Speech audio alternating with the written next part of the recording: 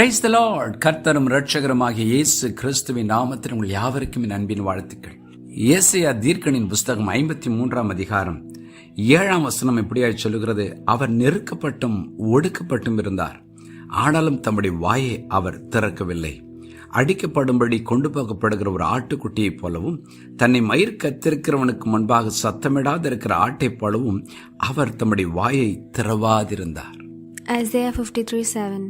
He was oppressed and he was afflicted, yet he opened not his mouth. He was led as a lamb to the slaughter, and as a sheep before its shearers is silent, so he opened not his mouth. பாருங்கள் பிரியமானவர்களே, இயேசு இரட்சகருடைய வாழ்க்கை குறித்து தீர்க்கதரிசியாக ஏசாயா பல 100 வருடங்களுக்குமாய் சொன்ன தீர்க்கதரிசனங்களை நாம் தியானித்துக் கொண்டிருக்கிறோம். பாருங்கள், இன்றைக்கும் கூட இரட்சகரை குறித்து அவர் சொன்ன தீர்க்கதரிசனம், அவர் நெருக்கப்பட்டும் ஒடுக்கப்பட்டும் இருந்தார், ஆனாலும் தம்முடைய வாயை அவர் திறக்கவில்லை. இயேசு இரட்சகரை நியாயசனத்துக்கு முன்பாக நிறுத்துகிறார்கள். பிரதான ஆசாரியர்கள், பிலாத்து, ஏரோது எல்லாருக்கும் முன்பாக நின்று அவரை அவமானப்படுத்துகிறார்கள், நெருக்குகிறார்கள், ஒடுக்குகிறார்கள். ஆனாலும் அவர் அமைதியாக இருந்தார். வேதம் சொல்லுகிறது, அவர் தம்முடைய வாயை திறக்கவில்லை. இந்த தீர்க்க தரிசனம் அப்படியே நிறைவேறுகிறது. பாருங்கள், மத்தேயு, மார்க்கு, லூக்கா, யோவான் சுவிசேஷத்தை வாசிக்கும் பொழுது இந்த காரியங்கள் அப்படியே நிறைவேறுகிறது. ஏன் அவர் அந்த நெருக்கத்தினுடைய கடந்து போனார்? நாமும் நமக்கு வருகிற நெருக்கத்தில் ஒரு ஜெயம் எடுப்பதற்காக இரட்சகர் அந்த பாதையில் நடந்து போனார். அதே ஏசாயா தீர்க்கனின் புஸ்தகம் 63:9 சொல்லுகிறது, அவருடைய எல்லா நெருக்கத்திலும் அவர் நெருக்கப்பட்டார், அவருடைய சமூகத்தின் தூதனானவர் அவர்களை ரட்சித்தார்.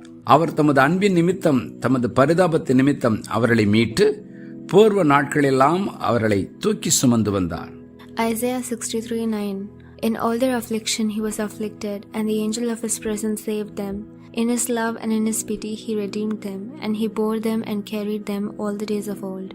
பாருங்கள், இயேசு இரட்சகர் நெருக்கப்பட்டதின் காரணம் நம்முடைய நெருக்கம். நம்முடைய நெருக்கத்தை தான் அவர் ஏற்றுக்கொண்டார். இன்றைக்கு கூட நெருக்கத்தின் பாதையில் போய்கொண்டிருக்கிற தேவஜனமே, ஏதோ ஒரு நெருக்கம், ஒரு சரீரத்தில் இருக்கிற பலவீனத்தின் நிமித்தம், வியாதியின் நிமித்தம், பண பிரச்சனைகளின் நிமித்தம், உறவுகளில் இருக்கிற போராட்டத்தின் நிமித்தம், அல்லது வேலையில் இருக்கிற பலுவின் நிமித்தம், ஏதோ ஒரு காரியம் நெருக்கமாக இருந்தால் ஆண்டவர் சொல்கிறார், அந்த நெருக்கத்திலிருந்து உன்னை விடுவிக்க நான் அந்த நெருக்கத்தினுடைய கடந்து போனேன்.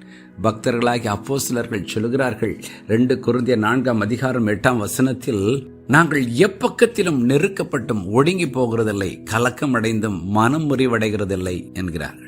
9 துன்பப்படுத்தப்பட்டும் கைவிடப்படுகிறதும் இல்லை, கீழே தள்ளப்பட்டும் மடிந்து போகிறதில்லை.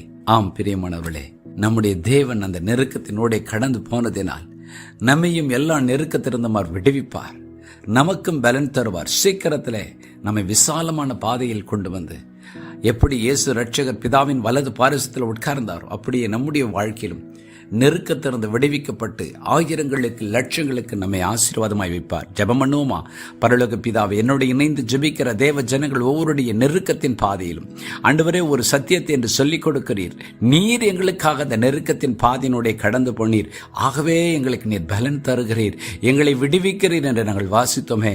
இன்றும் கூட யார் யார் நான் நெருக்கத்தினோட கடந்து போகிறேன் என்று சொல்லி ஜெபம் பண்ணி கொண்டிருக்கிறார்கள், இயேசுவின் நாமத்தில் நீர் சிலுவைக்கு நீர் போவதற்கு முன்பதாய்ப்பட்ட பாடுகள், சிலுவையில் பட்ட பாடுகளில் இருக்கிற நெருக்கத்தின் நிமித்தம் ஒவ்வொருவரும் இயேசுவின் நாமத்தில் விடுவிக்கப்படுவார்களாக, அவர்கள் ஆசீர்வதிக்கப்படுவார்களாக, சஞ்சலங்கள் மாறி சந்தோஷம் உண்டாகட்டும், இயேசுவின் நாமத்தில் பிதாவே, ஆமென்.